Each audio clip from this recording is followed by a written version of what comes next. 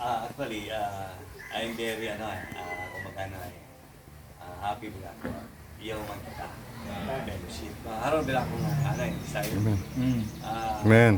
Mga pastor, kahit mali tayo, nandun yung dedication ba. Mm. That's why nga, as much possible, maka-join ako pero may fellowship kita. Naiwan ako ang trabaho. So, ano din kita ka-time in, time out, kaya hindi tayo pwedeng lumayas pa. Ano ang tanong DJ.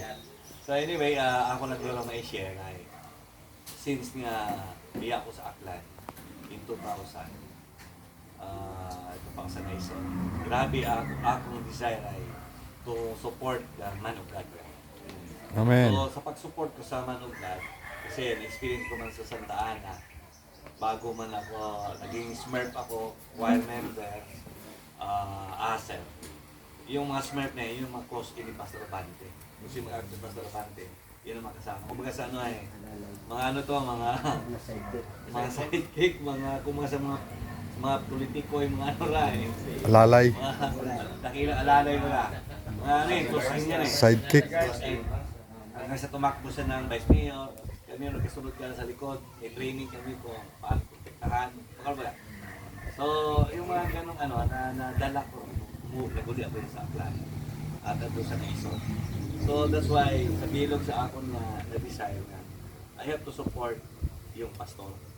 Amen. The ministry of the church. Mm.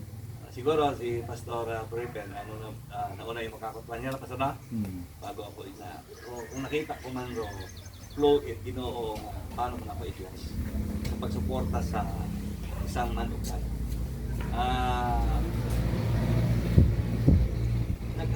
Sa Kalibo, nagrenta ako for almost 10 years siya. Nagrenta ako pa. Buwa ko pa, matukta, everything. Buwa ko din nga motive na support nila. Bahala na.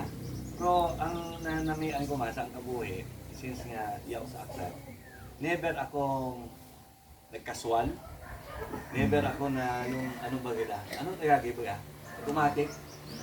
May position na ba natin. Task force pa to, time na era. Ang sweldo ka to, 12,000. Ano lang, tiyaga. Ang pamilya pa kami sa Manila, kasi wapatuloy tayo sa misis. Tiyaga lang ako, si Ipay ako ulit. After 10 years, akong promise sa Panginoon, I have to support the ministry.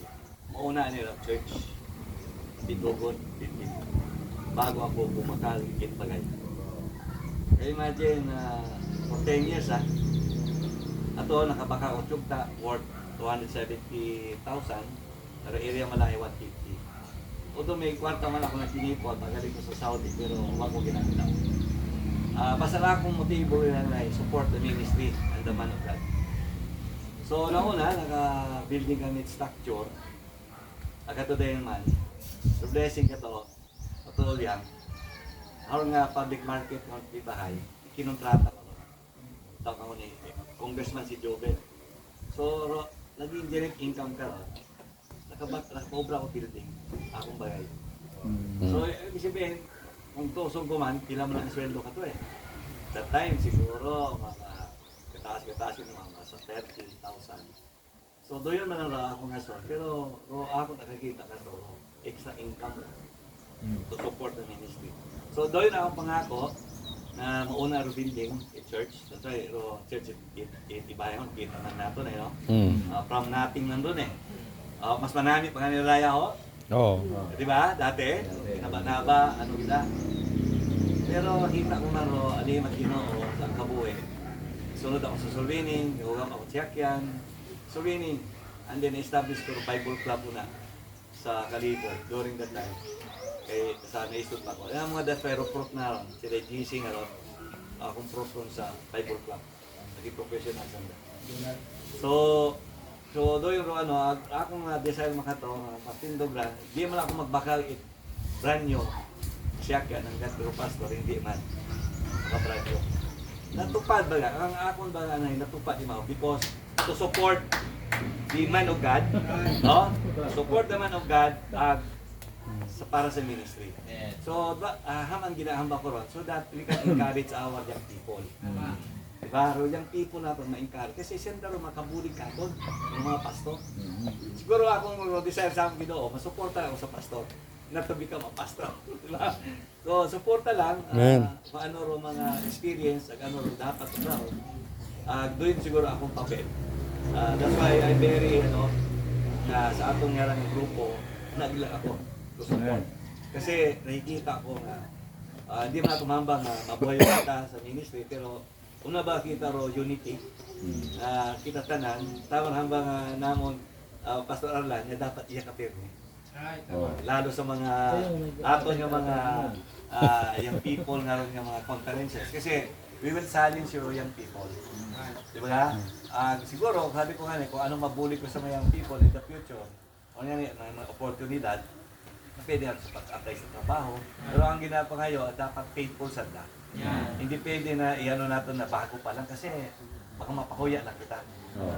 Ibig sabihin, dedicated na sila sa ministry, supportive sa pastor, makita mo andang faithfulness. So, pag doon ro andang mindset yon, kasi simod ako doon, suporta taro sa ministry. Di taron magpataliwan ba. Kasi na-experiencean ko man ron eh. Pinagdagon ako sa Santa Ana, member of Santa Ana 1993. Umalin ako 2 years 2000. Imagine yung span na yon, 7 years ako sa Santa Ana.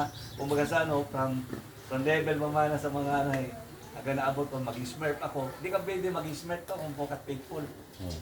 At sa giving. So yun. Pero ang kanina, gusto ko man i-after ng mga experience siya sa ato. Nakita ko man ba na very effective yung sa ato mga ministry. So siguro na akong papel lang is to support, and then what is plan, ano mga plano, ikamayan din atong ministry.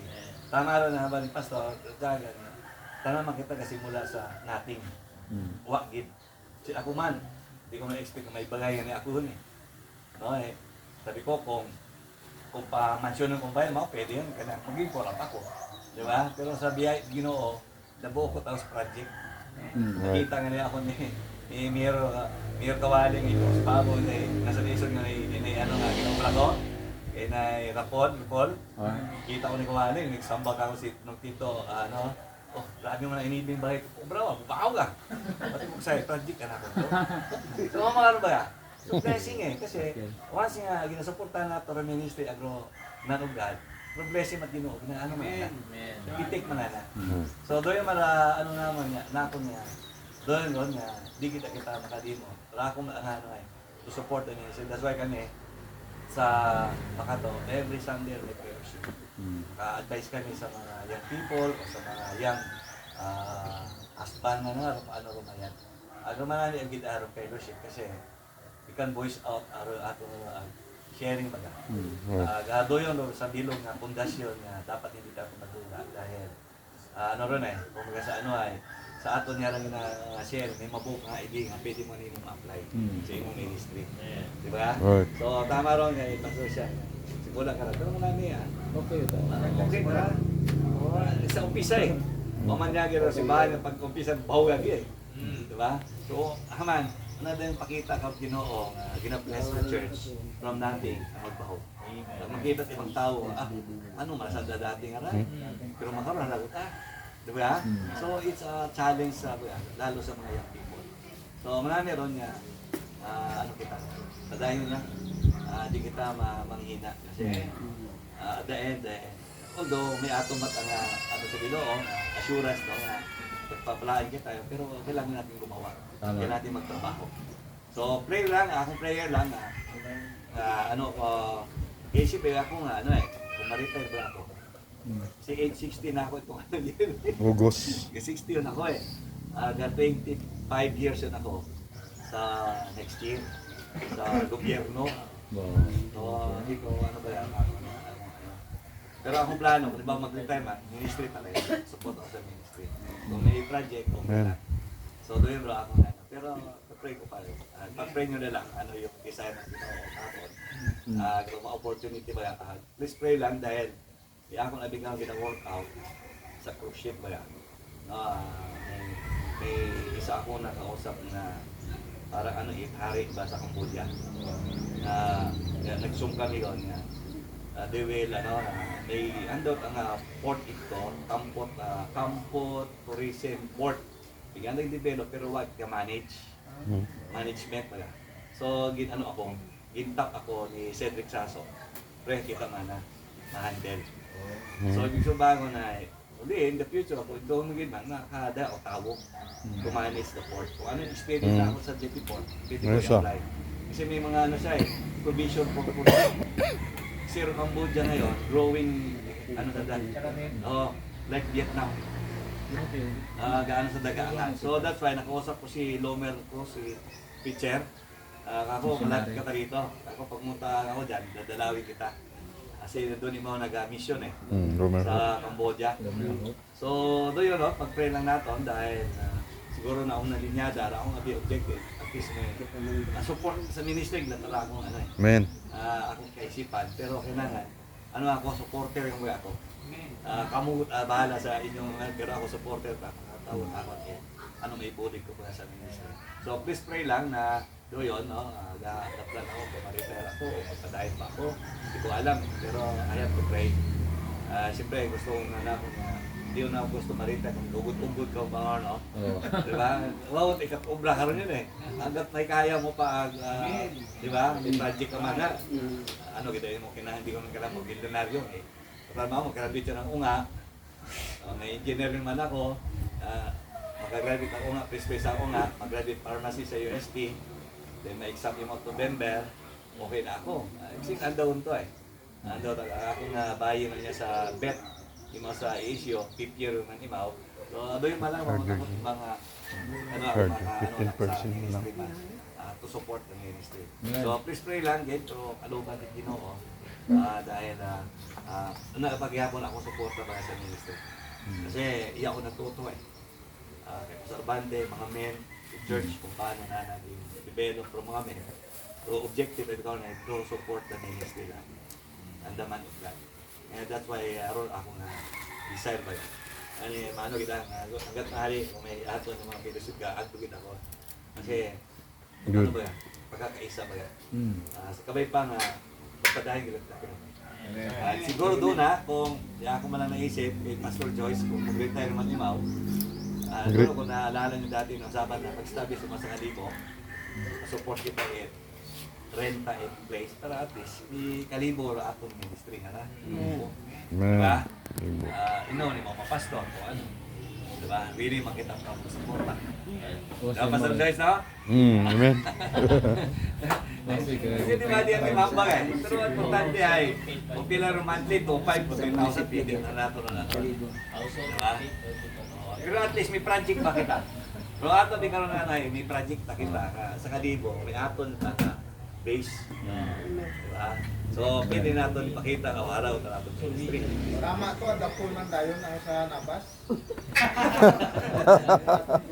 Oo. So, di ba? So, ano lang, tama lang nga, ipakita natin sa kanda, ibang mga pastor, sa kitat na united na lang.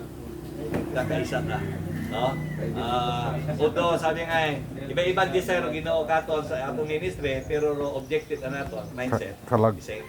Amen. Paano i-glory ng Diyos kapong madaga. So, pray man ninyo ra aton nga Bible Club. Doon na yung Bible Club. Ramon, may kanti siya ni Pastor kung ngayang people na ron, kung ma-baptize sa daron at mag-answer sa church at maging professional, malaking bagay yan. Pinakita ko yan kita GC, kaya lang, siyempre, nung nito sa church kasi medyo nagkaroon na ng problema, kaya nagwatak-watak na. Kaya kami pa hindi na mangyari mga ganun ba na kasi na-deliver karon may mga gap dahil kasi ibang grupo sa dahil sa takapon ng fellowship, so hindi yun natin maano sa dahil, diba? So kabay pa nga objective natin is to unite encourage natin ang mga young people magpadayon sa ministry na kita ron, support kita ron aton nga ministry ako pastor, diba? Pastor kita ron dapat pamuna lang. Okay, so doon na siguro. Thank you very much. Amen.